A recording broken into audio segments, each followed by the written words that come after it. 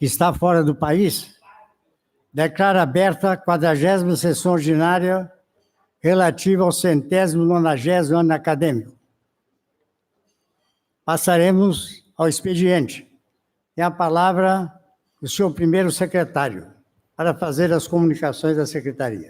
Excelentíssimo presidente em exercício e ex-presidente por 3 gestões, acadêmico Pietro Novellino, segundo secretário, acadêmico Walter Zin, queridos confrades, senhoras e senhores, convidados como relatores, tenho apenas a comunicar que no dia 14 de novembro não haverá sessão, por ser véspera de feriado nacional. Lembrar que no dia 28 de novembro nós teremos a eleição da nova diretoria para o biênio 2020-2021 e que no dia 29 de novembro haverá o jantar de encerramento às 20 horas na Tribuna B do Jockey Club das atividades da Academia Nacional de Medicina no ano de 2019. Lembro ainda que no dia 6 de dezembro haverá o importante encontro entre a Academia Nacional de Medicina e a Academia Nacional de Medicina de Portugal, na cidade do Porto, em Portugal. São essas as comunicações da Secretaria, senhor presidente. Muito obrigado, senhor secretário. Passaremos agora a abrir a palavra para a bancada acadêmica. Alguns dos senhores gostariam de fazer algum comentário, alguma comunicação? Está aberta a palavra. Não havendo quem queira fazer nenhuma comunicação, eu queria saudar a bancada acadêmica, queria saudar os palestrantes, principalmente os convidados, e queria cumprimentar as senhoras e senhores da plateia, que muito honram esta casa. Passaremos agora à ordem do dia. Conferência sobre telemedicina. Relator, professor Xiaolong Wen, da USP.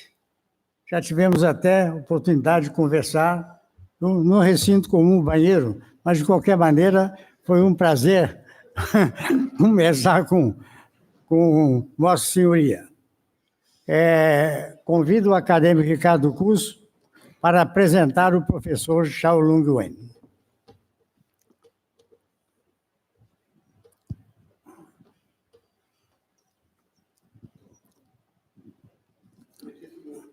Excelentíssimo senhor presidente Pietro Novellino, queridos confrades, senhoras e senhores, na primeira parte da sessão ordinária haverá uma conferência, então, sobre telemedicina, e telemedicina, eu diria, que é um dos assuntos mais importantes quando se fala nos avanços da medicina e que, na verdade, centralizam muito interesse em temas como engenharia genética, inteligência artificial, cirurgia robótica, e telemedicina é uma delas.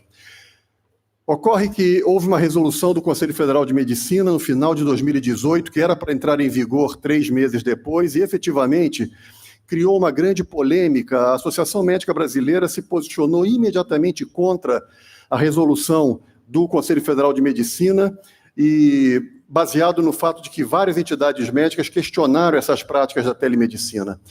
E vários artigos, na verdade, comprovaram que havia uma polêmica surgindo sobre se a telemedicina, na verdade, não representaria o fim da medicina.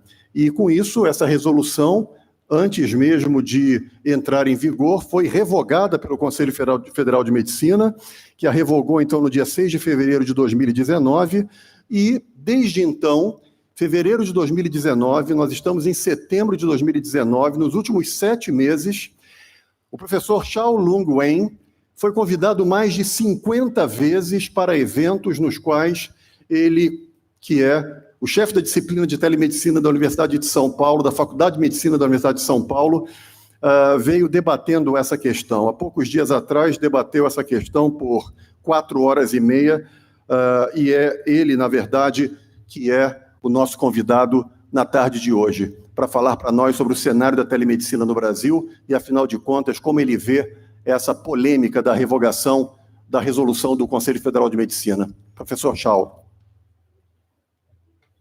Troca.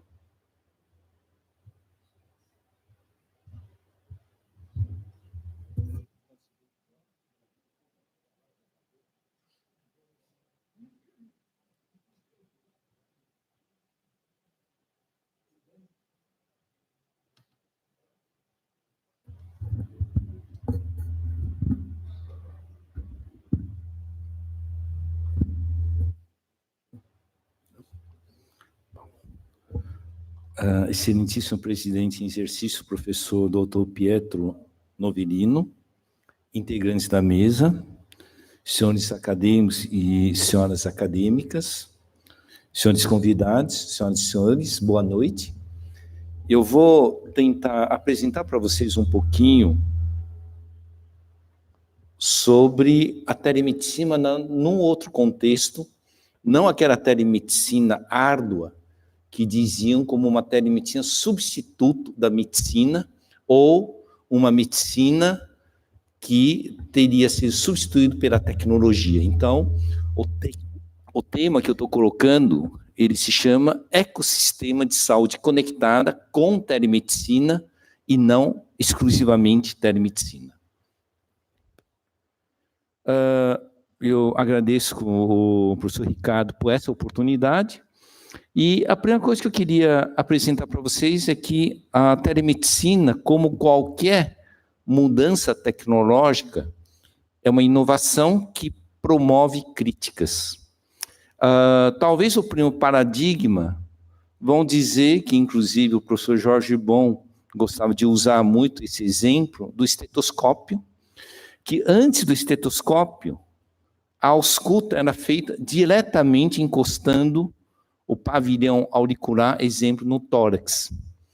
E quando o René Laennec criou o estetoscópio, ele também criou um pequeno problema, o distanciamento entre o médico diretamente com o corpo físico do paciente, e muitos diziam, isto é perda da humanização, da humanidade, porque você não tem mais o toque e o contato, e que o som que vem pelo esteto é totalmente diferente da audição direta. Bom, o que nós sabemos é que o estetoscópio foi evoluindo, e era uma tecnologia vencedora. Tanto que aqui nós temos os estetos clínicos, de reuniões clínicas e didáticos, e aqui nós temos o nosso atual esteto digital baseado em tablet. Então, nós temos uma evolução e um salto, digamos, do ponto de vista da forma investigativa. A telemedicina é isto, na verdade, cria novas mudanças, novos paradigmas. Telemedicina não é nada recente, ele, no mínimo, é da década de 60. A questão é que, nos últimos anos, ele passou a ser considerado porque ele alcançou um patamar de custo mais acessível, tornando com que ele possa ser implementado em escala exponencial, só por causa disso. Então, a telemedicina, ela não é uma tecnologia nova e nem é a substituição da medicina. Ela, na verdade, é uma expressão da transformação digital que a sociedade como um todo está mudando.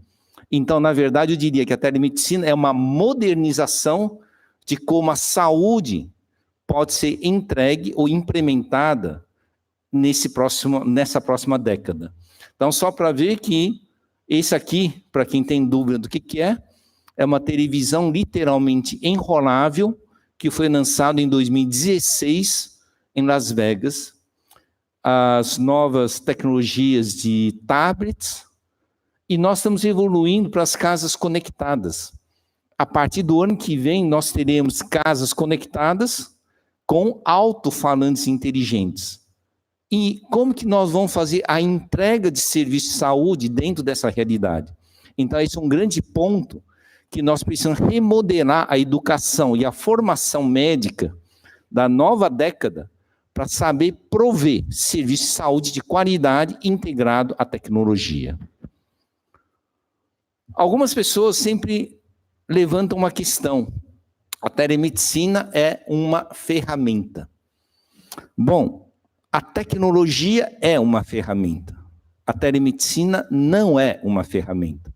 A telemedicina é um médico capacitado em uso de tecnologias interativas que desenvolve uma nova estratégia de investigação médica usando essa tecnologia.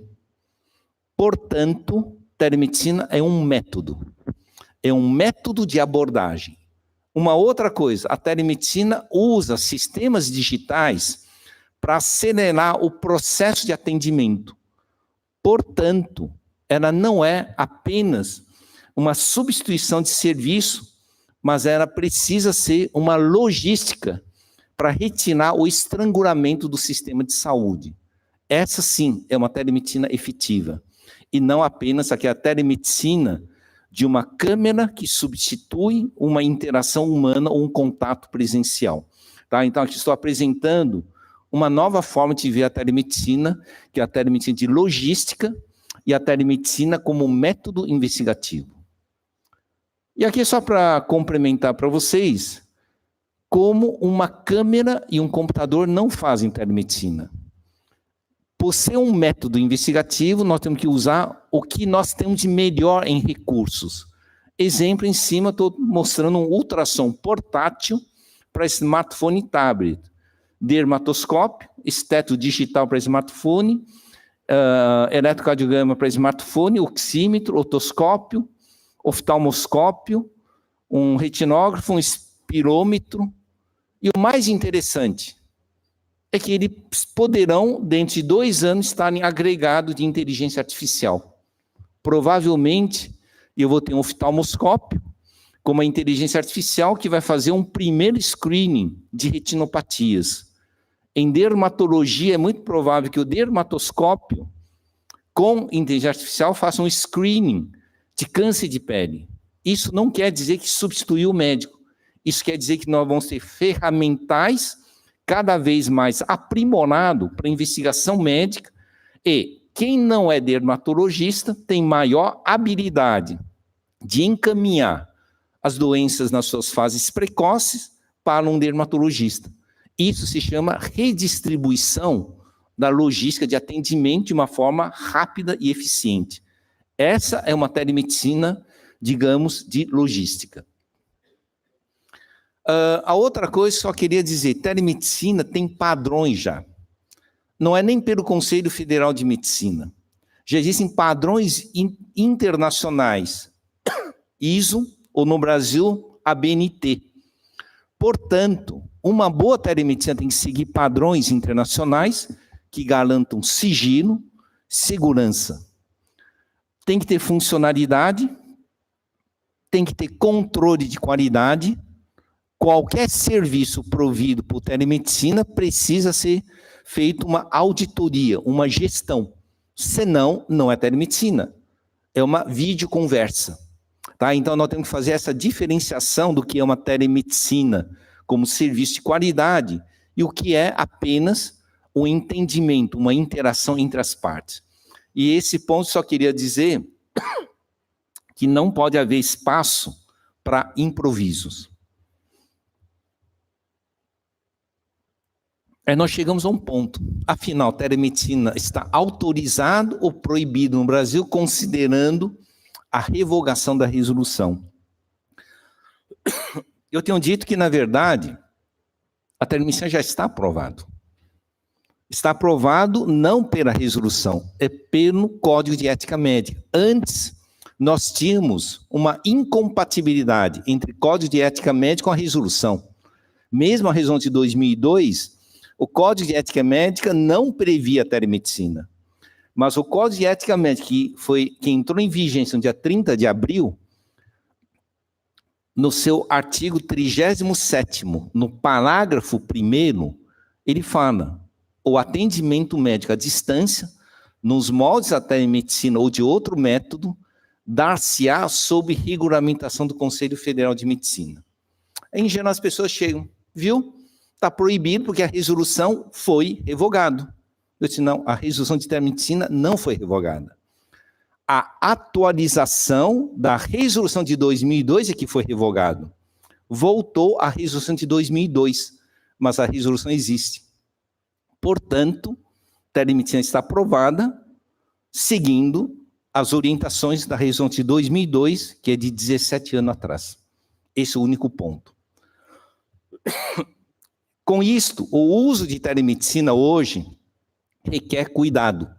A nossa realidade de 2002 é diferente de 2019.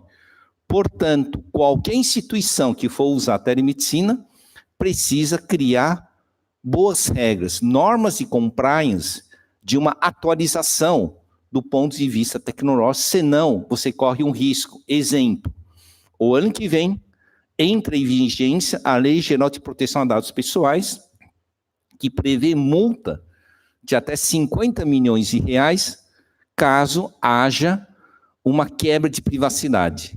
Então, isso precisa ser incorporado nas normas da prática de uma medicina conectada. Tá? Então, aqui eu só queria colocar um ponto que ficou controverso até o momento.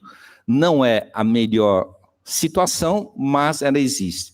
E eu até recomendaria que a área médica precisa atualizar o mais rapidamente possível, porque enquanto não fizer, nós temos uma zona cinzenta. A zona cinzenta significa que é permitido, porque não é proibido. E se nós não agirmos rápido, o mercado age por nós. Portanto, corremos o risco, passado mais 6 meses, sem regulamentação, teremos dificuldade em regulamentar retroativamente.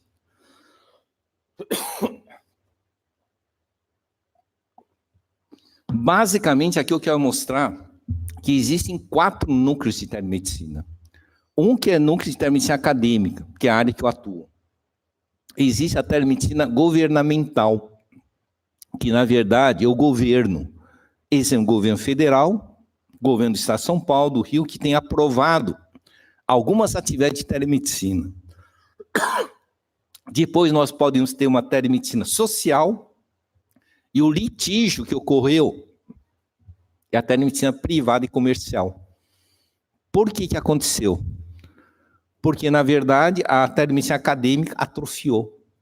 Nós passamos a não ter mais um equilíbrio de processo formativo e nós começamos a ter quase que, na maioria, a telemedicina comercial. Esse desbalanço é que causou toda a perturbação e provavelmente nós temos que recuperar esse equilíbrio fomentando muito mais a telemedicina acadêmica para promover a educação. Um outro ponto, só queria dizer, a telemedicina não pode substituir, ela deve ampliar, agilizar, integrar e somar. Se não fizer isto, ela não vai criar o ecossistema. Então é isso. Eu não defendo exatamente a telemedicina.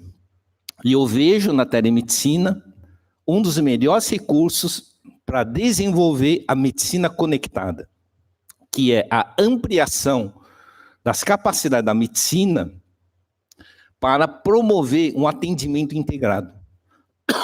Para que isso aconteça, temos que trabalhar na chamada telemedicina de logística em saúde e não apenas em telemedicina serviço. A telemedicina logística tem que entender o encadeamento do serviço como um todo e traçar as formas como pode simplificar e agilizar esse processo. Tá? Então, o nosso desafio é, na próxima década, conseguiremos estruturar um bom plano de medicina conectada para agilizar a saúde, aproveitando todas as potencialidades da telemedicina? Se sim, então nós atingimos o ponto-alvo. E para que isso aconteça, temos que investir em educação e não apenas em tecnologia. Isso aqui é o que eu chamaria de ecossistema. Parece complexo, mas é o ecossistema de saúde conectada. Exemplo, hospitais de referência se interligam em rede e criam sistemas de apoio especializado, compartilham numa nuvem digital segura, onde inclusive pode prover educação. Como vocês veem, eu aboli a palavra EAD, educação à distância, porque eu acho que o nome não funciona bem. Mas a nuvem pode promover a educação digital multicompetência, um programa de educação continuada, baseada em 10 competências, usando uma coisa que nós vamos chamar de microlearning. Isso é, habilidades de competências continuadas. Poderíamos formar telejunta médicas, sistema de telediagnóstico e outros que agilizaria o processo resolutivo. Poderíamos avançar na área do telemulticare, expandir os cuidados em domicílio, tirando da recuperação exclusivamente dentro dos hospitais e expandindo a capacidade resolutiva e funcional de um hospital. Talvez nós pudéssemos aumentar a capacidade de um hospital em 25% com a mesma estrutura, se nós adotássemos um telemulticare. Avançaríamos em personal e-care, porque um dos grandes problemas é que nós estamos tratando muitos doentes. Nós poderíamos desenvolver a manutenção da saúde, evitando que fiquem doentes. Talvez essa seja uma grande estratégia para desafogar o sistema que ainda tem muitos doentes. E depois a conexão com as áreas de pronto-socorro, pronto atendimento, unidade de base de saúde e outros. Esta rede, sim, ele permite mudar toda a organização de saúde, acelerando o processo. Muita gente fala assim, telemedicina desumaniza. E aqui eu só trouxe algumas coisas para vocês pensarem, não é para discutir, que no mundo digital e no mundo conectado, a humanização precisa ser ampliada, os conceitos dele. Talvez ensinar a fazer habilidades de se comunicar corretamente e claramente é uma forma de humanizar. Respeitar a privacidade de dados e não permitir que seja vazado é uma humanização.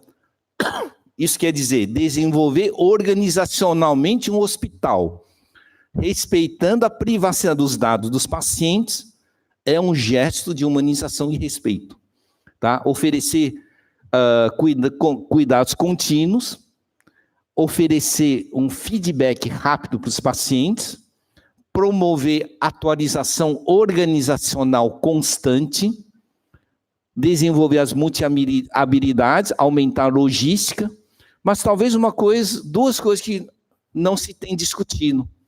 Fornecer uma junta médica eficiente e promover uma abordagem multiprofissional, que em geral, em métodos convencionais seria difícil, deveriam ser vistos também como uma forma de humanizar e entregar serviço de melhor qualidade. Isso a telemedicina ela permite. Tá? Então, aqui é só para mostrar que a tendência é que nós vamos partir, a partir do ano que vem, até 2025, na criação do chamado hospitais híbridos digitais, vamos expandir para o chamado cuidados domiciliares e telemonitoramento, uma das grandes estratégias de telemedicina que precisa ser visto é a gestão do saúde sênior em domicílio para monitoramento da saúde e não da doença. Exemplo, telereabilitações para o acompanhamento da atividade em domicílio no intervalo entre os atendimentos presenciais. Então, você vê que a tecnologia existe, tá? E talvez nós vamos avançar para isso. Esse aqui é um pensamento do Thomas Edison que é interessante. O médico do futuro não dará remédio, mas instruirá seu paciente no cuidado do corpo, na dieta e na causa e prevenção da doença. Eles podem até descobrir o germe da velhice. Isso foi em 1903. Talvez um dos grandes pontos que a telemedicina permite com que a área médica desenvolva é o estilo de vida saudável, reduzindo a quantidade de doença ou agravos de doença. Então, isso aqui eu chamei de personal e-care, e provavelmente vários dispositivos vestíveis passam a fazer parte do nosso dia a dia. Esse aqui, inclusive vocês veem, esse aqui é um alto-falante inteligente Alexa do Amazon. Ele te ouve e entende. O Reino Unido, a partir do ano que vem, vai disponibilizar serviços para os seus cidadãos para consulta dos consensos do Ministério da Saúde da Inglaterra. Por uma conversa, digamos, homem-inteligência artificial. Quanto custa? R$500. Então, isso quer dizer, você vai comprar um dispositivo de R$500, vai se conectar com o teu Smart TV e você poderá ter o acesso a esses dados. E aqui são os diversos dispositivos. Esse aqui pode ter um tipo de geolocalização. Isso aqui é da Apple com arritmias. Não adianta comprar dispositivo sem saber para que se usa. Exemplo, você compra um Apple Watch e ele diz que você tem arritmia. Não tem muito significado, mas a arritmia para controle, um Apple Watch para pessoas acima de 60, que tem insuficiência cardíaca e que o motivo de internação hospitalar é o quarto motivo é a arritmia, ele passa a ter importância. Então, tecnologia sem contexto perde valor, e aí que entra o grande valor da área médica, que é a contextualização da aplicação da tecnologia. Nós vamos evoluir para a inteligência artificial, é inevitável, tá? Inteligência artificial e saúde, um mercado em expansão. A Europa já está discutindo sobre bioética e inteligência artificial. Na última vez que eu vi uma sessão que o professor Ricardo organizou foi humanização e inteligência artificial, que eu achei sensacional, uma discussão, inclusive, já sobre isso. O mercado de inteligência artificial, um dos mercados mais promissores é a saúde, isso é o que o mercado de tecnologia vê, 15%. Aqui está, inteligência artificial já vence dermatologista em diagnóstico de câncer de pele, radiologista e vários outros. A questão, inteligência artificial, quando vai para robô, já sabe fazer sutuna. E aí? O que nós vamos ensinar para a área médica? Quando eu mostrei isso para os cirurgiões, eles me questionaram. Robô fazendo sutuna, fazendo cirurgia? Falei, não. É robô sabendo fazer sutuna, mas não cirurgia. E quando um dos cirurgiões começou a entrar em discussão, eu só fiz uma pergunta. Alguém tem medo de uma máquina de costura hoje? Não. Então, estou lhes apresentando um robô que funcionaria como se fosse uma máquina de costura, mas ajuda o cirurgião nas etapas mais elementares. Mas quem controla a cirurgia é o cirurgião. E é isso que nós temos que desmistificar a inteligência artificial, e eu planto isso. Nós temos que ensinar para todos os médicos que a nossa questão não é inteligência artificial. A nossa questão é inteligência ampliada. É o bom médico usando inteligência artificial, se tornando muito mais do que ele era quando não tinha inteligência artificial, e aí nós passamos já para uma fase do chamado o uso adequado da tecnologia. E para usar a tecnologia, primeira coisa que nós temos que fazer, não ter medo. Se nós não temos medo, nós passamos a dominado. Se nós tivermos medo, nós começamos a fugir, e aí nós perdemos o momento histórico, tá? E aqui é só para dizer que para a telemedicina ser eficiente, urgente, aprovação de cursos de telemedicina, no mínimo de 80 horas, para todos os médicos que querem desenvolver atividade em telemedicina. Difundir o ensino de telemedicina dentro das faculdades de medicina, porque hoje temos 336 escolas e eu só conheço 6 faculdades de medicina que têm matéria obrigatória de telemedicina. Se nós continuarmos dessa forma, até 2025, continuaremos a formar médicos que têm medo da área tecnológica.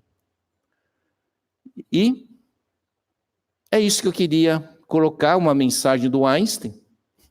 A mente que se abre a uma nova ideia jamais voltará ao seu tamanho original. Ensinar estudantes, residentes, é vital para consolidar um bom trabalho. A nossa fase nós chamamos a telemedicina universitária, foi de 2005 até 2015, talvez nós pudéssemos ter trabalhado mais.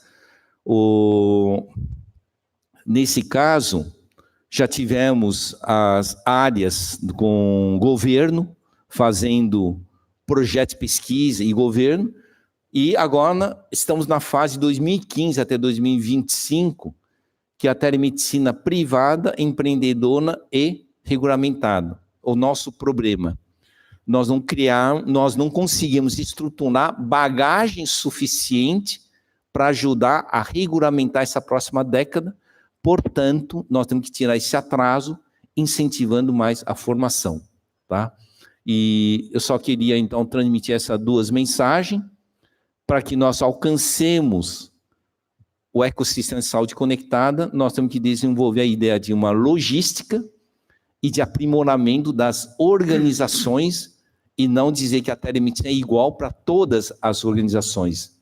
Ela pode ser diferente de uma organização para outra, desde que agregue um resultado positivo. Obrigado.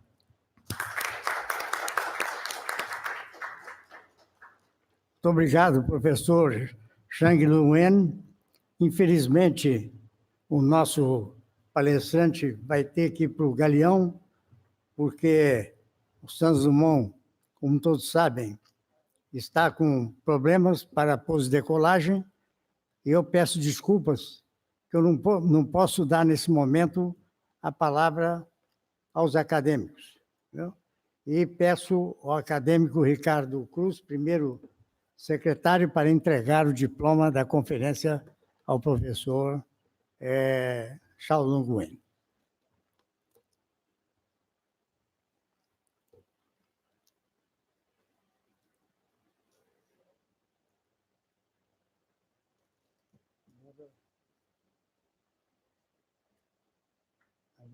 Depois eu quero que você fale uma coisa.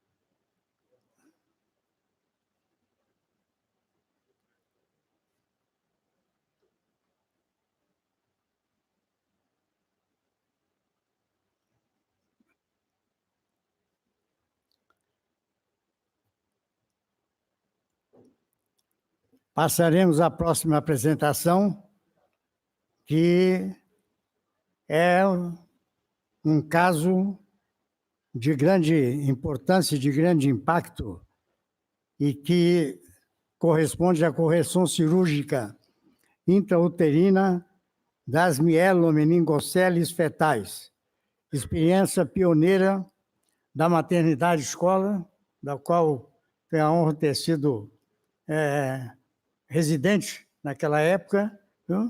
E presidente da SAMI, que era a Secretaria, viu, de Assistência Médica e Estudante, e do Instituto Estadual do Cérebro Paulo Niemeyer. Então, eu vou pedir a gentileza dos acadêmicos Jorge Rezende Filho e Paulo Niemeyer Filho apresentarem os palestrantes.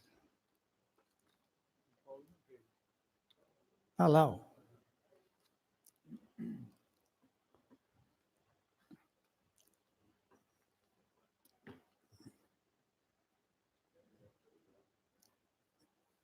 O Rânio.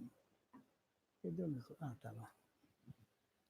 Senhor presidente, agradeço a distinção de, numa semana consecutiva, semana passada nós tivemos a oportunidade de apresentar aqui os resultados da separação de gêmeos acolados e hoje retornamos à casa com essa parceria espetacular que vimos fazendo com o Instituto Estadual do Cérebro Paulo Niemeyer, na correção cirúrgica intrauterina de uma situação que acomete um percentual bastante expressivo da nossa população e que, quando não tem essa intervenção em útero, o prognóstico é péssimo. Nós trazemos aqui para essa apresentação nosso assistente, chefe da medicina fetal lá da maternidade escola, Dr. Jair Braga, que, de forma realmente inovadora, buscou o apoio do professor Paulo Niemeyer, Dr. Gabriel Mofarrege, para que essa cirurgia fosse viável. Então, teremos aqui a presença desses dois que fazem parte fundamental nesse projeto. O professor Niemeyer vai apresentar o Dr. Gabriel Mofarrege. Boa noite a todos. E, senhor presidente, eu acho que valeu a pena ficar um pouco mais tarde, porque é um procedimento que está fazendo grande diferença na neurocirurgia, grande diferença principalmente, naturalmente, para as crianças. Eram crianças que nasceriam paraplégicas e que, pela primeira vez, têm uma possibilidade de prevenir essa sequela neurológica que até então era irremediável. O procedimento não é uma adaptação de um novo instrumento, não é um aperfeiçoamento, não é uma melhora de resultados. É uma coisa nova e eu acredito que seja o progresso mais importante da neurocirurgia dos últimos anos.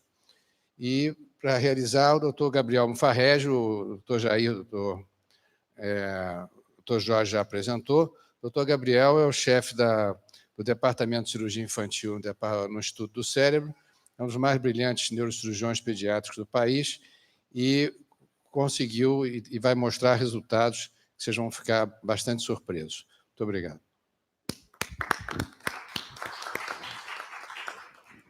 Muito obrigado, acadêmicos Jorge Rezende Filho e Paulo Niemeyer.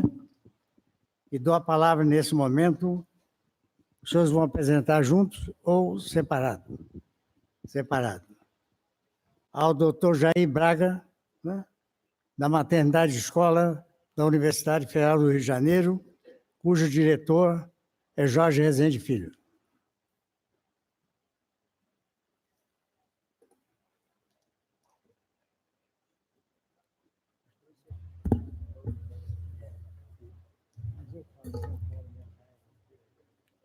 Muito boa noite a todos.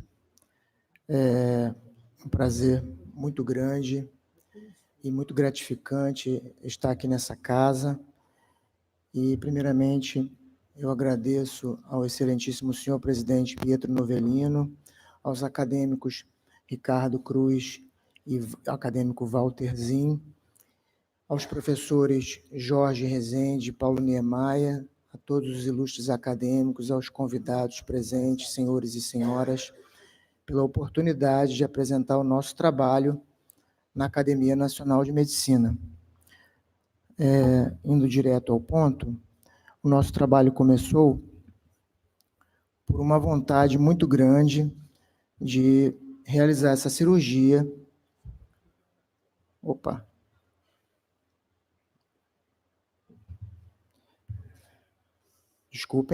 De realizar essa cirurgia, que começou através de um telefonema para o doutor Gabriel Mofarrege, e eu já estava treinando essa cirurgia no estado de São Paulo há 1 ano e procurando uma parceria de um neurocirurgião para a gente realizar isso aqui no Rio de Janeiro. Basicamente, a gente precisa entender algumas coisas no que diz respeito à doença. Então, a mielomeningocele, ela é um defeito aberto do tubo neural, é um defeito de fechamento do tubo neural que acontece com 5 semanas de gestação, com 5 semanas e 3 dias de gestação, por uma falha de dobramento da coluninha do bebê. É a mesma causa que ocorre, por exemplo, na anencefalia, só que é na região caudal. Com 5 semanas e 4 dias, a coluna se fecha lá na sua parte terminal. Enquanto o finalzinho, abaixo da última vértebra, da primeira vértebra sacral, o S1, deriva de um outro método de fechamento, na verdade, por vacuolização, que é do broto caudal e não por dobramento. Então, isso define para a gente quando a localização da cirurgia, porque lesões muito baixas, abaixo de S1, exclusivamente sacrais, geralmente não levam às consequências que a mielo aberta na coluna lombar leva para o bebê, que é o que eu vou explicar agora.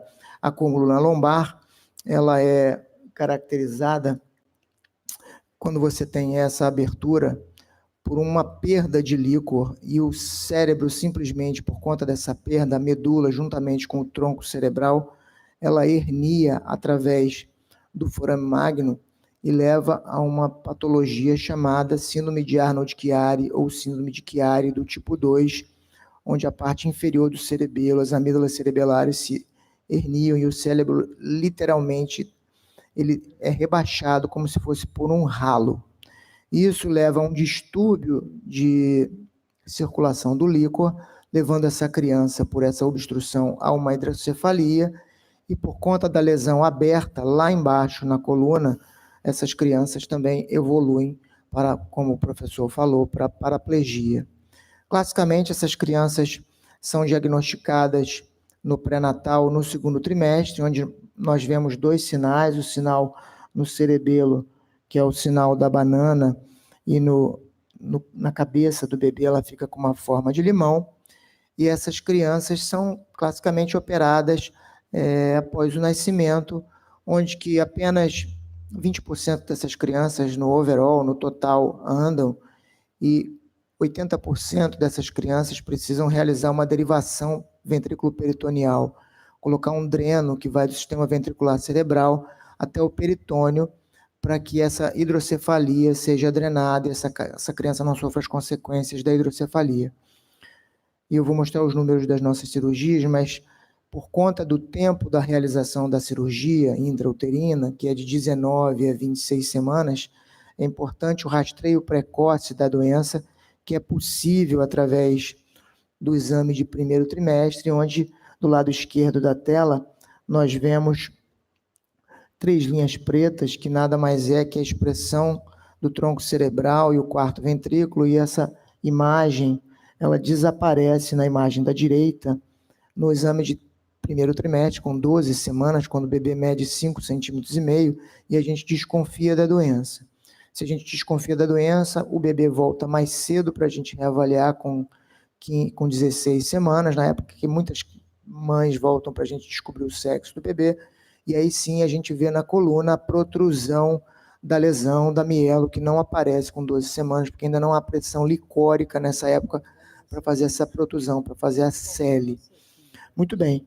A gente pode corrigir isso basicamente de 2 formas, que é a técnica aberta, que é a que nós realizamos, e a técnica endoscópica, que ainda é considerada experimental, tem algumas críticas, e não é essa técnica que nós realizamos. A técnica tem 3 portas, tem os 3 portas de entrada, resultados um pouco piores no que diz respeito aos resultados almejados, que é a deambulação e a colocação de shunt.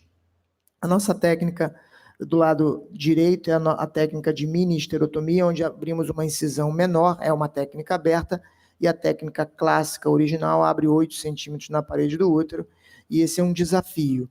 Assim, a cirurgia foi desenvolvida e houve um ensaio clínico randomizado chamado MOMS Trial para verificar se era melhor fazer essa cirurgia antes do nascimento ou após o nascimento, visto que é uma cirurgia grande e você pode ter complicações maternas. Então, a gente pode ter edema de pulmão, sangramento materno, descolamento prematuro de placenta, descência da esterotomia.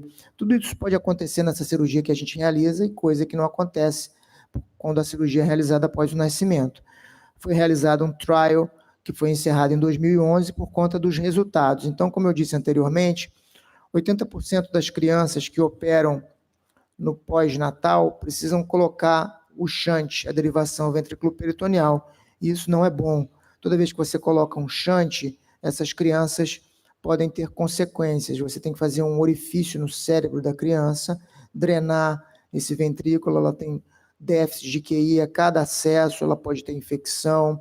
20% dessas crianças morrem antes dos 8 anos de idade. Se a cirurgia for realizada antes dos 6 meses, tem muito entupimento. Então, quanto mais a gente puder postergar ou não colocar o shunt, é melhor para essas crianças.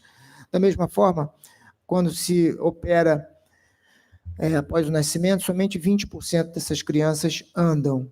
e depois da cirurgia, somente 40% precisam colocar o shunt e 40% aproximadamente andam. Quer dizer, a gente tem a metade da necessidade de colocação do shunt ventrículo peritoneal e o dobro de deambulação para essas crianças. Os números não são tão altos, mas eu acredito que com o tempo a gente consiga melhorar. Existem números já ainda não publicados do professor Peralta, que desenvolveu a técnica da mini-estereotomia, apresentou esses dados de 179 casos operados em São Paulo, no Congresso Mundial de Medicina Fetal esse ano, em que ele estratificou que é interessante, quanto mais cedo você operar, melhores são os resultados de deambulação e menor necessidade de derivação. Então, é melhor você operar com 19 do que com 20, do que com 21, coisa que pela técnica endoscópica a gente não tem espaço para entrar e a técnica acaba sendo realizada mais tarde. Esses são os nossos resultados.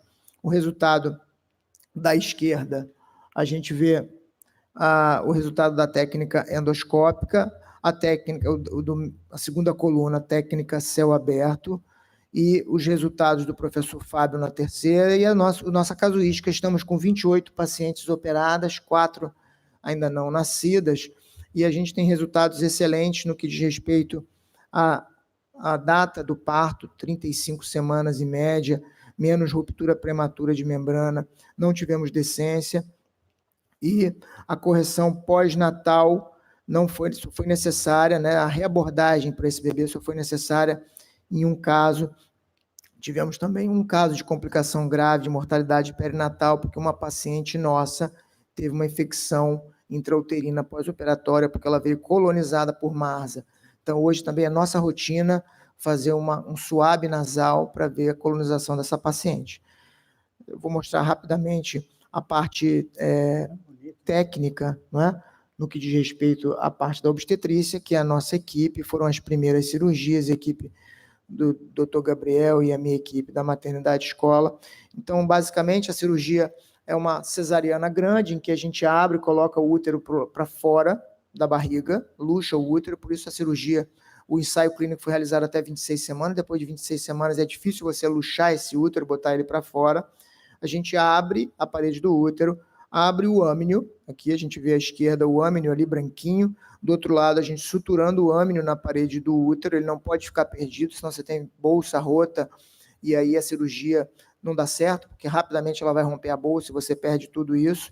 Na sequência, o professor Gabriel vai mostrar os tempos da cirurgia fetal, aqui nós temos do lado esquerdo a pele do bebê com o placoide neural, depois a placa neural à direita em cima já fechada, a dissecção da dura mater e, finalmente, a pele do bebê no lado esquerdo em cima fechado, numa incisão que nós fazemos de 3 a 4 centímetros, e a parte de baixo a gente vê o útero fechado e a gente coloca tudo para dentro e a gestação continua.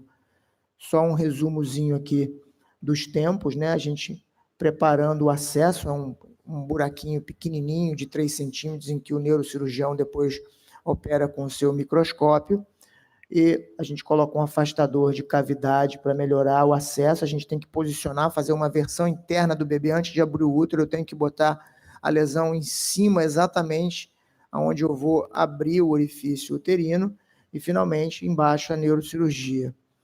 É interessante a gente dizer que das 28 cirurgias operadas, 24 foram realizadas no ambiente da maternidade escola e do Instituto Estadual do Cérebro. A cirurgia é realizada no Instituto Estadual do Cérebro, depois o segmento é feito na maternidade escola, onde as pacientes nascem, em sua maioria. Algumas delas vêm de outros estados, a gente já operou paciente de todos os lugares do Brasil, e o acompanhamento pós-natal é realizado nas duas instituições, com neurologistas pediatras, neurocirurgia pediátrica, o acompanhamento com os exames de imagem. Esses são os exames transfontanela, em que a gente vê os bons resultados da cirurgia. Eu mesmo faço esses exames na maternidade escola. Aqui nós vemos o canal medular, com a medula adequada e o saco dural mostrando o líquor em volta da medula.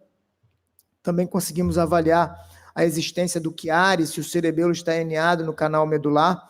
A gente vê no centro da tela o bulbo e a medula, e aonde eu demarco ali bulbo, medula, e aquele Tzinha de tonseira cerebelar significa que existe uma herniação através do forame magno. Esse é um exame de ultrassonografia cervical com uma sonda endocavitária, a sonda transvaginal, que a gente coloca no pescocinho do bebê e consegue ver com uma excelente resolução se está ou não herniado, né?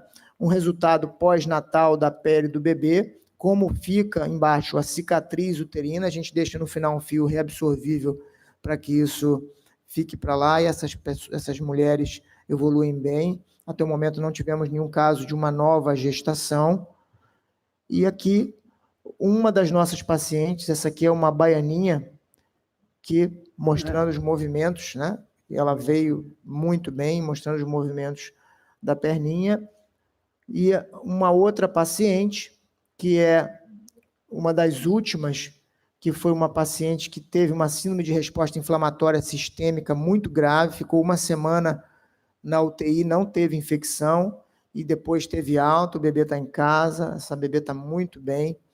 E eu acho que essa mensagem dessa paciente que foi grave é a gente mostrar que a cirurgia é uma cirurgia grande, ela demora em torno de 3, 4 horas, a curva de aprendizado nossa melhorou muito, a gente operava em 5, agora nós estamos operando em 3 horas e meia, e tem que ser feita com muito critério, com muito bem indicada, para que os resultados possam ser bons para o bebê, com mínimo de risco para a mãe. Só para encerrar, mostrando a equipe da maternidade escola, os nossos residentes, os nossos assistentes, a equipe do professor Mufarrege, e o que a gente faz com nossos residentes de medicina fetal. Temos 5 residentes de ultrassonografia e medicina fetal na maternidade escola, onde não só a gente presta serviço na correção intrauterina, mas em todas as malformações, e hoje nós conseguimos colocar a maternidade escola na vanguarda da medicina e da cirurgia fetal.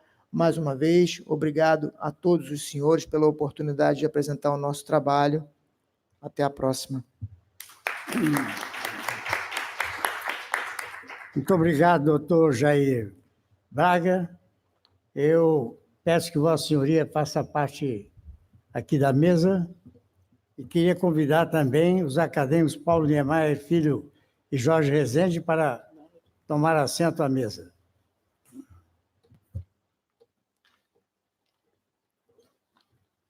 Tenho o prazer de dar a palavra ao doutor Gabriel Mufarrege, do Instituto Estadual do Cérebro, cujo diretor é o nosso acadêmico Paulo Niemeyer Filho.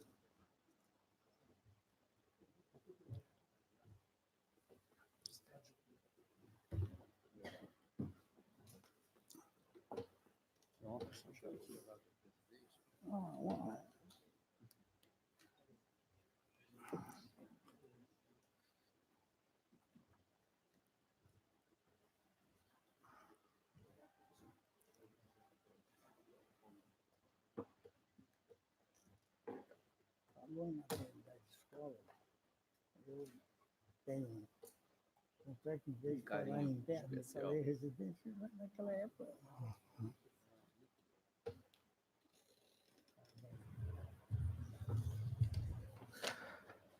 Boa noite, excelentíssimo presidente em exercício, acadêmico Dr. Pietro Novellino.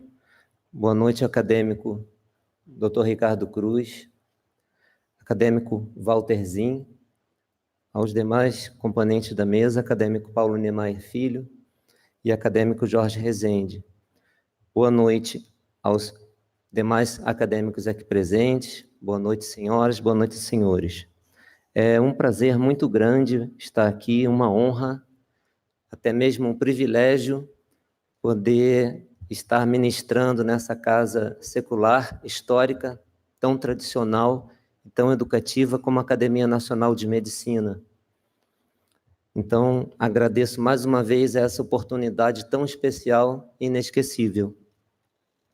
Então, nós vamos dar continuidade e ministrar aos senhores como nós realizamos a reconstrução microcirúrgica intrauterina da mielomeningocele fetal.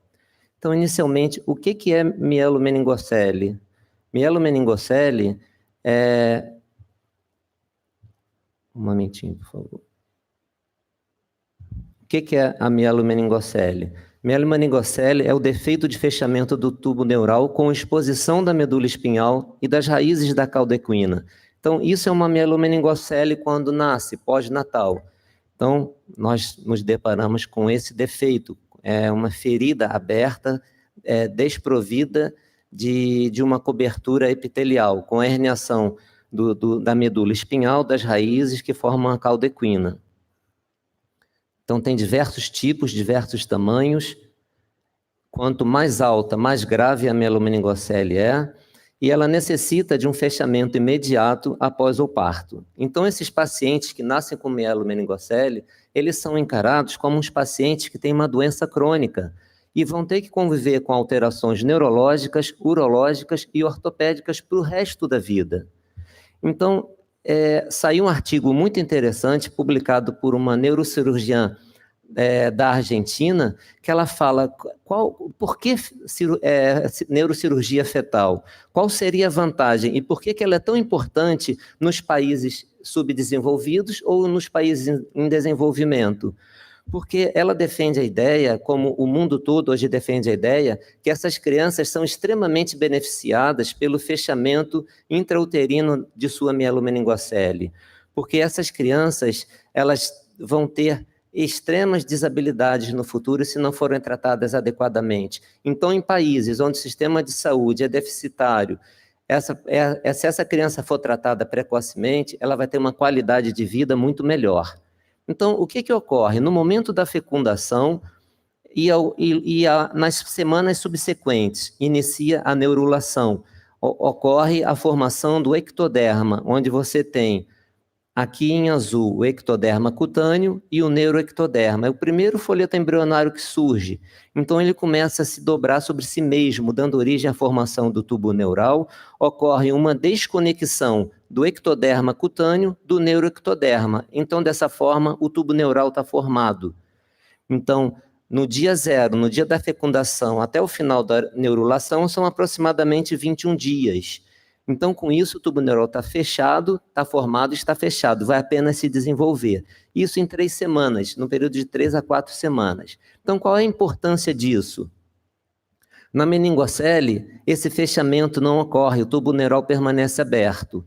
Então, no dia 0, no dia da fecundação, até 21 dias, ou seja, 3 semanas, às vezes a paciente não sabe que está grávida. Então, quando ela descobre que está grávida, a maioria dos obstetras, hoje já não tem mais essa ideia, mas antigamente davam ácido fólico a partir do momento que a paciente sabia que estava grávida. Ou seja, o tubo neural já estava formado, se houvesse algum defeito, esse defeito já estaria formado. Então, hoje em dia, o que se preconiza é que você dê o ácido fólico no mínimo 3 meses antes dessa paciente querer engravidar. Com isso, você dá uma proteção maior, porque o ácido fólico já é provado que ele previne os defeitos de fechamento do tubo neural. Então, através de uma determinação da Sociedade Brasileira de Neurocirurgia Pediátrica, todos os farináceos, hoje em dia, eles são enriquecidos com ferro e ácido fólico para prevenir e minimizar a ocorrência desse defeito do tubo neural, principalmente na população menos favorecida. Então, através de uma ressonância magnética fetal, hoje em dia, através de uma boa ultrassonografia, nós conseguimos identificar a mielomeningocele, como vocês podem observar, como os senhores podem observar, também a evidência de hidrocefalia e até mesmo do Arnold-Chiari tipo 2. Então, através da cirurgia intrauterina, nós conseguimos minimizar todos esses problemas que afetam essas crianças. Então, aqui a nossa paciente está sendo conduzida, já está no centro cirúrgico, sendo induzida a anestesia. Essa é a nossa equipe cirúrgica, através de ultrassonografistas, obstetras, os anestesistas, e se dá início pela equipe da obstetrícia a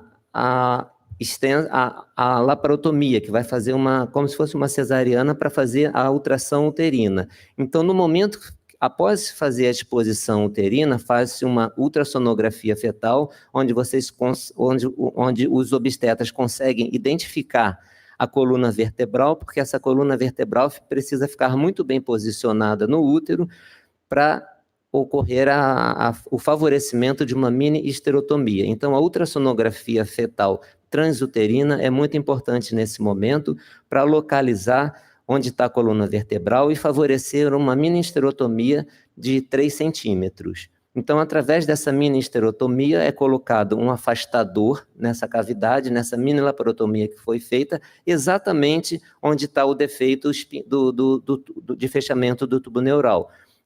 Por isso a importância da ultrassonografia nesse ponto. Então, temos o útero e temos a mielofetal nesse momento. A partir desse ponto, a nossa equipe adentra ao campo cirúrgico através da microcirurgia fetal para fazer o fechamento do tubo neural. Então, nós temos essa imagem já é fornecida através do microscópio cirúrgico, onde os senhores podem observar o tubo neural aberto, e só para os senhores poderem se localizar, eu coloquei essa imagem. Essa imagem é exatamente o que nós podemos observar através do microscópio. Então, nós temos a região dorsal do feto, e seria mais ou menos nessa posição. Então, através da ultrassonografia fetal, esse feto é bem posicionado para o obstetra, para a equipe de obstetrícia, fazer a mini esterotomia exatamente em cima onde está localizado o defeito do tubo neural. A partir de então, nós começamos a fazer a dissecção da placa neural. Esse tecido nervoso é todo solto, e depois ele é reconstruído através de suturas neurais. Então, nós começamos a fazer o que a natureza deixou de fazer. Então, o tubo neural todo fechado. A partir do momento em que o tubo neural está fechado, nós iniciamos a dissecção microcirúrgica circunferencial da dura mater para podermos envelopar e proteger todo esse sistema nervoso central. Então, a dura mater começa a ser fechada, e aqui nós temos a dura mater totalmente fechada, de forma bem hermética, para favorecer uma cisterna lombar rica em líquor, que vai envolver todo esse sistema nervoso e dar proteção a esse sistema nervoso neoconstruído. Após esse fechamento do sistema nervoso, nós fazemos o fechamento da pele. Aqui seria um outro caso, uma outra paciente com defeito um pouco mais largo, onde os senhores podem observar o tubo neural aberto, totalmente aberto, não houve o fechamento do tubo neural. Nós iniciamos a dissecção da placa neural. Todo lado da placa neural já foi dissecado. Aqui os senhores podem observar as raízes da caldequina. No outro lado, os senhores podem observar o outro grupamento de raízes que formam o cone medular e as raízes da caldequina. A placa neural totalmente dissecada. Essa placa precisa ser limpa de todos os resquícios cutâneos e de aracnose para impedir a formação do desenvolvimento de tumor dermoide futuramente. A partir do momento em que essa placa está totalmente limpa e dissecada, nós realizamos o fechamento microcirúrgico de toda essa placa neural, transformando uma placa que estava aberta, fazendo o fechamento desse tubo neural, como ele deveria ter sido formado na embriogênese, e não aconteceu. Então, a reconstrução microcirúrgica do tubo neural é feita, as raízes estão dispostas lateralmente na sua posição anatômica, e iniciamos desta forma a dissecção circunferencial de toda a dura mater para envelopar e favorecer o fechamento e a proteção desse sistema nervoso e o enchimento de toda essa cisterna lombar com líquor, o que impede futuramente que essa medula possa se ancorar, evitando dessa forma a síndrome da medula ancorada. Então, depois disso, nós temos todo o fechamento da dura mater e o fechamento da pele. Então, os resultados, nós temos, a nossa primeira cirurgia foi em dezembro de 2017, essa nossa casuística até julho de 2019, com 28 gestantes, já temos o nascimento de 27 fetos. A procedência desses 28 casos, 21 foram provenientes do Rio de Janeiro e o restante de outras cidades. 2 casos foram provenientes de Salvador, 3 casos de Brasília, 1 de Campinas e 1 de Blumenau. A idade materna variou entre 15 e 42 anos, impressionante, né? Uma grávida de 15 anos, infelizmente com filho com mielomeningocele. Imagina se essa gestante não tivesse a oportunidade de ser tratada, o futuro dessa mãe e dessa criança seria muito pior. A idade gestacional na cirurgia variou em 24,5 a 26,6 semanas. Nós estamos tendendo a fazer um diagnóstico mais precoce para tentar operar essas crianças o mais precocemente possível, evitando chegar próximo de 26 semanas, quanto mais cedo melhor. até mesmo pela menor exposição da placa neural ao líquido amniótico. Está provado que o líquido amniótico é um irritativo para essa placa neural. Em relação aos dados fetais, o nível superior da lesão foi mais evidente na região lombar, em 32% dos casos, e em seguida na topografia de L5, provando que quanto mais baixa essa mielo, melhor o prognóstico. Felizmente, os níveis mais superiores são mais raros, o que impõe um prognóstico pior para essas crianças.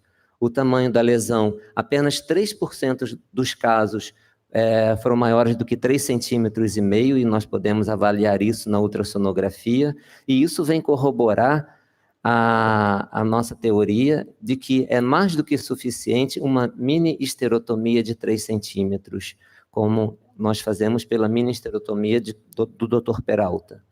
Os dados fetais.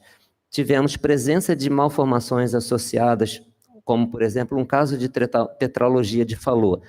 Teoricamente, isso seria uma contraindicação para a cirurgia fetal, mas o nosso grupo multidisciplinar decidiu por operar essa criança, pensando que uma criança que tivesse um nascimento pós-natal com mielomeningocele, associado a uma tetralogia de Fallot, teria uma qualidade de vida muito pior. Então, nós operamos essa criança e ela já nasceu, e nasceu numa condição neurológica muito boa. Pé torto congênito também uma situação muito frequente, 42%, quase 43% dos casos, hipotrofia dos membros inferiores em 17,8% dos casos. Presença de malformação de Arnold Chiari, ela ocorre em praticamente 100% dos casos. A malformação de Arnold Chiari já foi proferida, já foi ministrada pelo Dr. Jair, é a invaginação do cerebelo.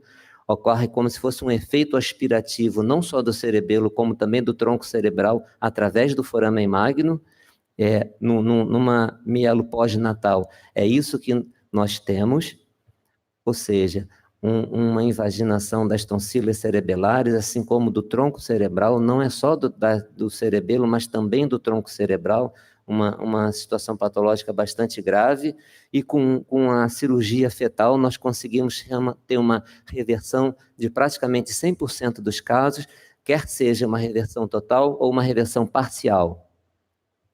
Então, nós podemos avaliar numa ultrassonografia a presença do cerebelo na sua posição normal, a cisterna magna livre da presença das amígdalas cerebelares, e aqui vocês podem observar a medula espinhal. Então, totalmente diferente de uma imagem típica do Jung Chiari 2, os senhores podem observar nas crianças que foram submetidas a um tratamento intrauterino de correção de mielomeningocele fetal. Essas crianças são muito favorecidas pela regressão do Chiari, e é isso que faz com que essas crianças não necessitem da colocação da derivação ventrículo peritoneal. O nosso tempo cirúrgico total foi de aproximadamente 4 horas, o tempo neurocirúrgico de aproximadamente 96 minutos, na média 1h30, o tempo de internação dessas pacientes, 3 dias e meio. Nós tivemos aquela paciente que o doutor Jair mencionou que teve uma sepse, que ela ficou mais de 30 dias, foi o nosso único caso. Decência da esterotomia não tivemos em nenhum caso. Tivemos uma complicação, que foi essa sepse, que uma paciente que chegou ao hospital já colonizada por Marsa, e uma infecção de ferida operatória tratada com antibiótico, um caso. A nossa ferida operatória imediatamente no momento do fechamento e ao nascimento.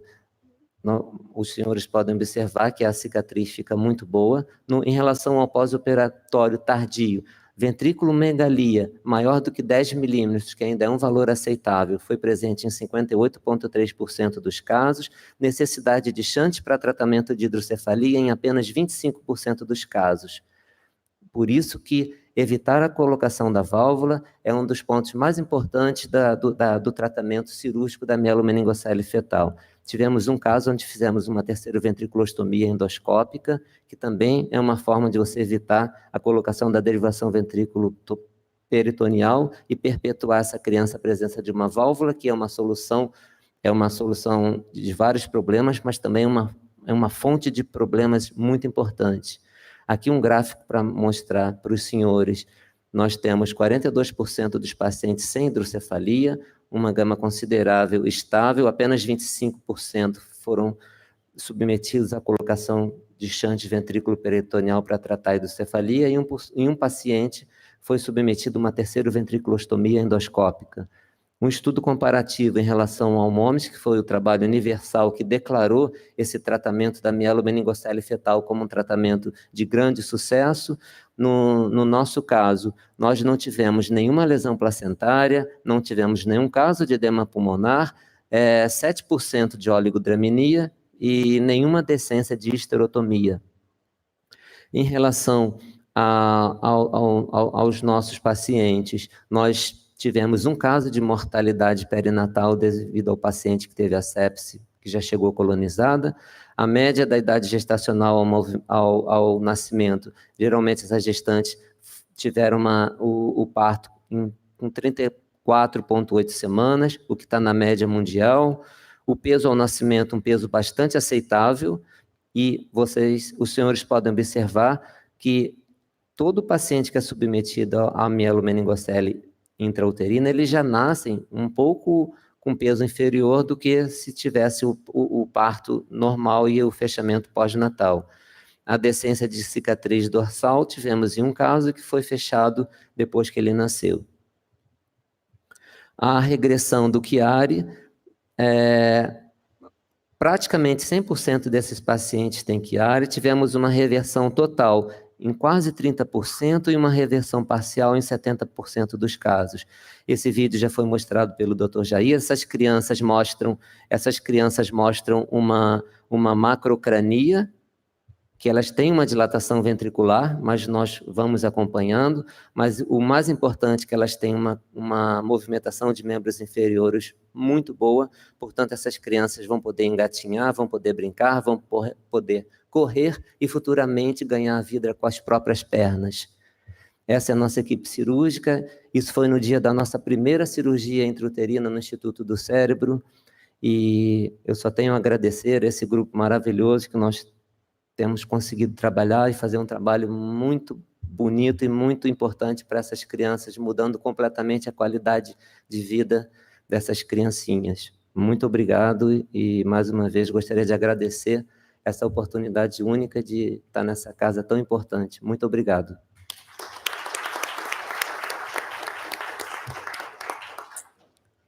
Muito obrigado, doutor Gabriel Mufarrege.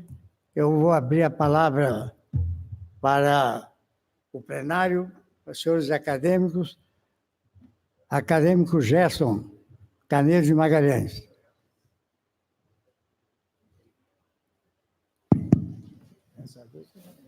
Não poderia deixar de ser as minhas primeiras palavras de parabenizar esse belíssimo trabalho que foi feito. Mas eu queria só fazer um pequeno lembrete, que eu acho muito importante. É o seguinte: as mulheres que pretendem engravidar, jamais, se são epiléticas, jamais devem usar ácido valproico, que ele é o mais teratogênico dos agentes antiepiléticos. De modo que isso é importante. Da mesma maneira que deve usar o ácido fólico, mas não deve jamais utilizar o ácido valproico. Ele dá hipospádio e dá mielomeningocele também.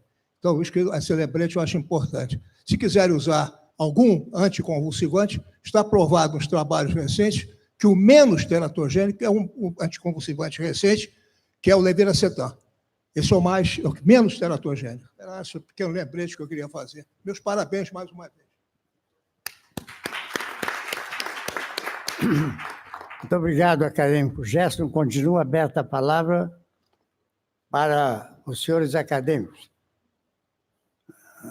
Acadêmico Maurício Magalhães. Senhor presidente, minha primeira palavra também é parabenizar os acadêmicos Paulo Niemeyer e o Jorge, especialmente o Jorge, que foi residente da maternidade escola, e vejo hoje a maternidade voltar a um protagonismo de inovação, de incorporação de tecnologia, e eu queria parabenizar você, a todo o grupo, sem dúvida, essa parceria com o Instituto do Cérebro, que tem permitido. Então, eu queria perguntar ao Gabriel, nós já tivemos a oportunidade de perguntar, mas eu queria que você fizesse, eu sei que vocês têm a preferência pela cirurgia a céu aberto, né? E você falou que ela pode ser feita também por técnicas de endoscopia. Eu queria que você fizesse rapidamente um breve comentário, pelo que eu entendi ali, parece que a cirurgia a céu aberto pode ser feita um pouco mais precoce, se eu entendi certo, do que a cirurgia endoscópica.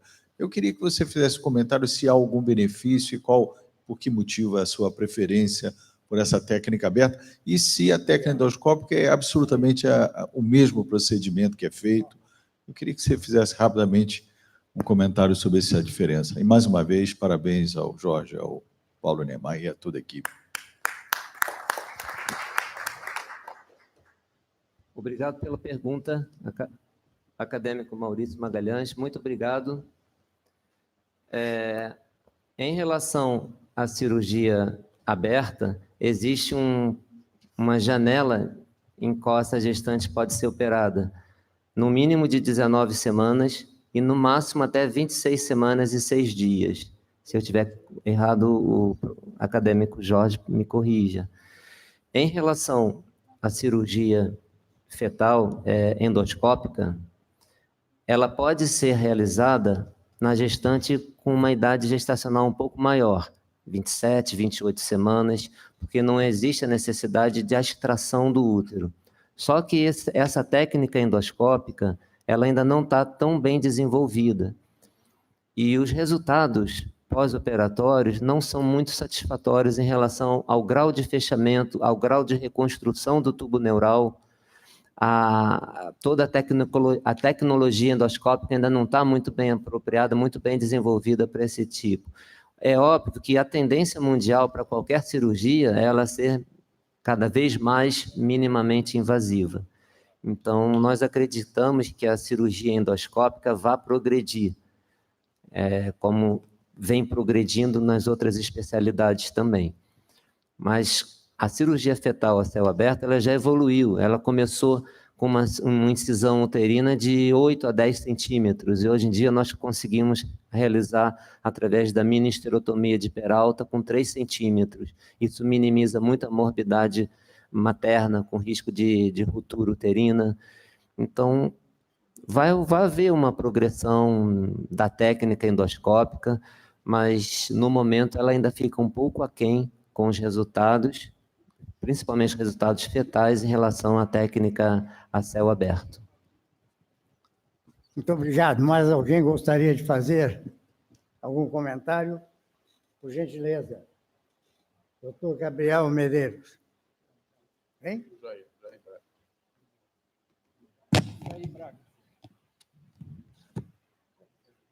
Hoje sou ruim para ver. Não tem problema, professor. Muito obrigado. Doutor Jair Braga, por gentileza. Professor Maurício. A emoção da maternidade Prazer escola. revê-lo aqui.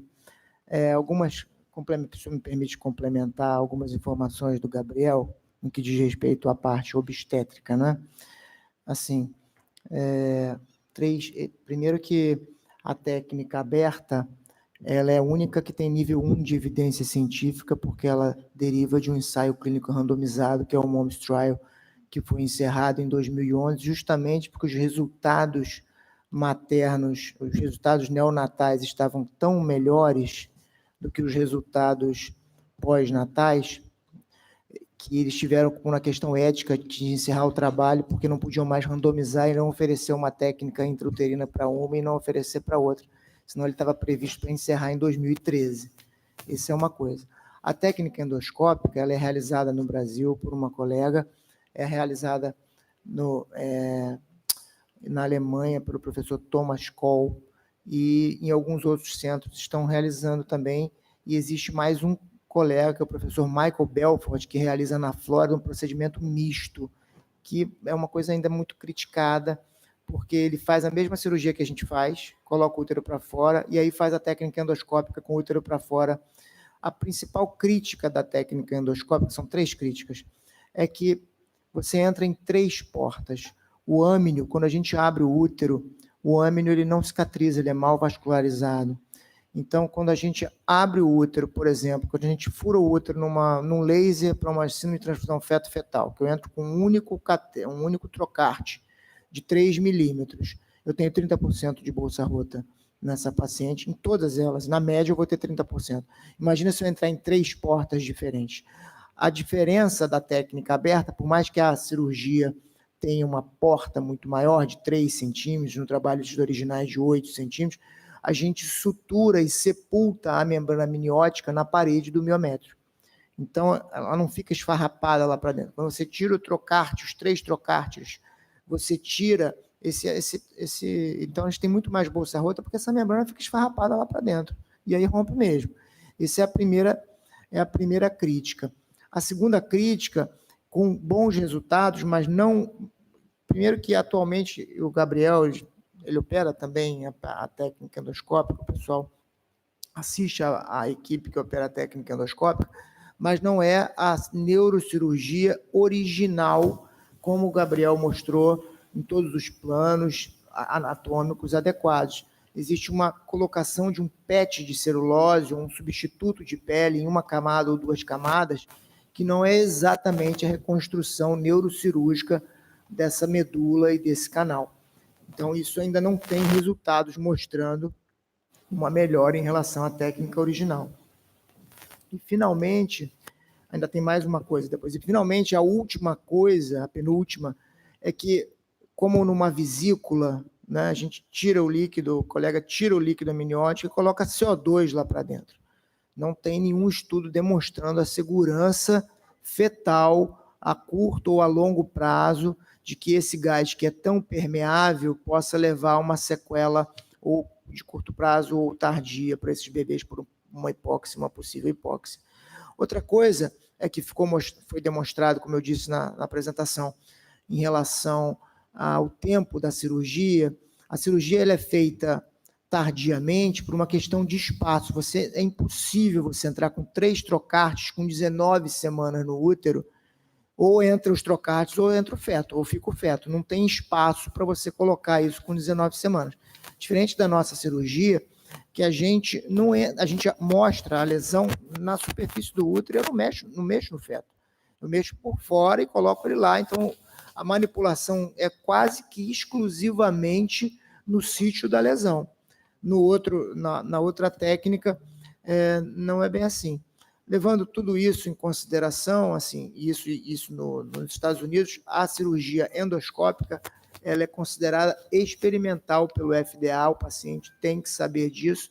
Ela é uma cirurgia promissora, principalmente para paciente, infelizmente, no Brasil, é o que acontece na maioria dos casos, o paciente chega tarde para a gente, então se ela chegar tarde, é uma opção, ela vai ter o seu espaço, ela tem o seu espaço, mas ainda carece de melhor evidência científica para ela ser feita de forma irrestrita. Não sei se eu esclareci aí. Muito obrigado, acadêmico Ricardo Cruz, primeiro secretário. Quer fazer uma consideração? Presidente Novelino, queridos confrades, colegas, convidados, parabéns, Jair, parabéns, Gabriel Mufarrege, meu querido amigo de tantos anos. Mas a pergunta que eu gostaria de fazer, de natureza muito breve, é para o acadêmico Jorge Rezende Filho e para o acadêmico Paulo Niemeyer Filho. Eu gostaria de saber, na verdade, a minha pergunta, portanto, não é do ponto de vista assistencial, e sim do ponto de vista de gestão. Eu gostaria de saber, a maternidade escola, hoje Jorge Rezende é o diretor da maternidade escola da UFRJ, Paulo Niemeyer, diretor médico do Instituto Estadual do Cérebro. Do ponto de vista de gestão, embora sejam verbas absolutamente diferentes, o Instituto Estadual do Cérebro é um orgulho da Secretaria Estadual de Saúde. Da mesma maneira que, naquela época, o Hospital da Criança, que o professor Nicanor esteve aqui há poucos dias atrás, falando a respeito também de um caso extraordinário de separação de gêmeos imperfeitos, eu gostaria, assim, em pouquíssimas palavras, do ponto de vista de gestão, do ponto de vista de verbas, as coisas estão razoavelmente bem ou não quando se vê um projeto extraordinário como esse que esse caso exemplifica? Está razoável ou não?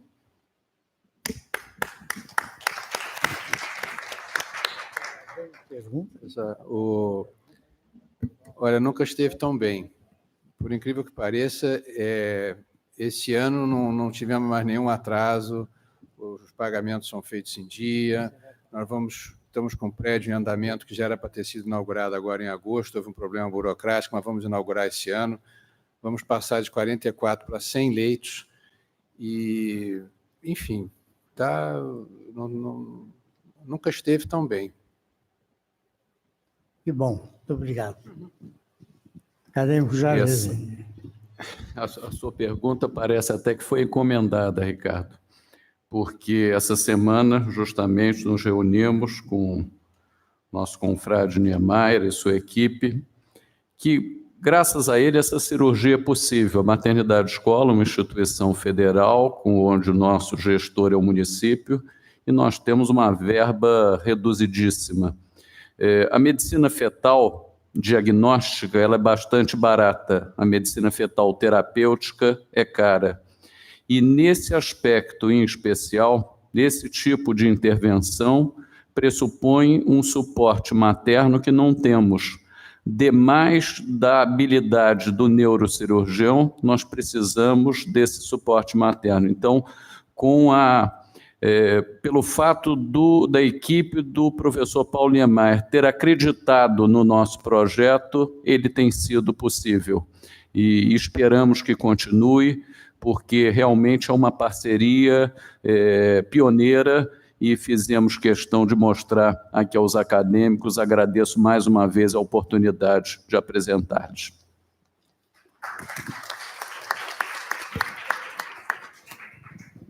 Eu pediria ao acadêmico Jorge Rezende Filho que fornecesse o certificado ao doutor Jair Braga, agora não lembro, não erro, né? Pela sua brilhante apresentação nessa casa.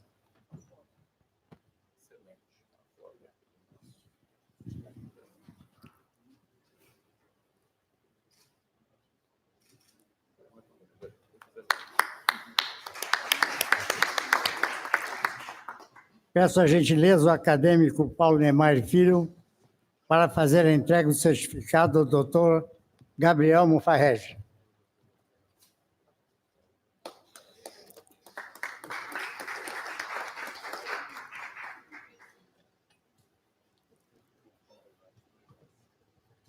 Agradecendo as brilhantes apresentações e um assunto extremamente na ordem do dia, como já foi discutido aqui, pela experiência pioneira sobre vários aspectos. Eu, então, queria mais uma vez me congratular com o diretor da Maternidade Escola, acadêmico Rezende Filho, e com o diretor do Instituto Estadual do Cérebro. Tive a honra de ir à inauguração daquela bela instituição e ser conduzido pelo cirurgião ao centro cirúrgico para visitar aquela instituição que orgulha, assim como a maternidade escola, a medicina do nosso país e enaltece a nossa academia. Eu agradeço a presença do primeiro secretário, Ricardo Cruz, do segundo secretário Walter Zin, e aos senhores acadêmicos, que evidentemente permaneceram até o momento para prestigiar essas apresentações. Portanto, nada mais tendo a declarar, em nome do presidente dessa casa, Jorge Alberto Costa e Silva, eu dou por encerrada a sessão.